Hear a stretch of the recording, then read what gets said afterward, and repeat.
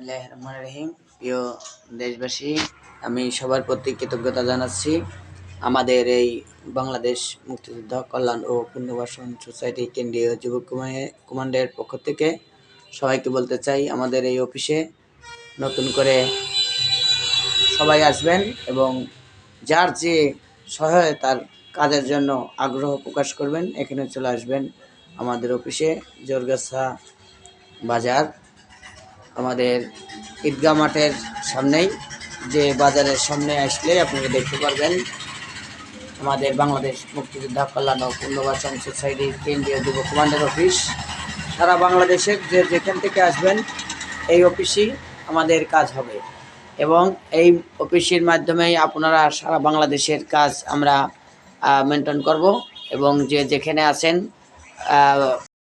হয়তোবা শুনতে পাচ্ছেন যে আমরা যে কাজগুলো করছি সব কল্যাণের কাজ এবং ঝামুকা এবং বাংলাদেশ মুক্তিযোদ্ধা মন্ত্রণালয়, অর্থাৎ আমরা চাই জনগণের সুস্বাস্থ্য ও কল্যাণের কাজ করি।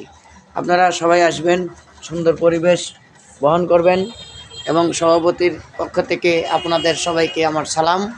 এই হলো আমাদের অফিসে আসবেন, সব কিছুই আছে ইনশাল্লাহ, যার যেটুকু প্রয়োজন আপনারা পাবেন।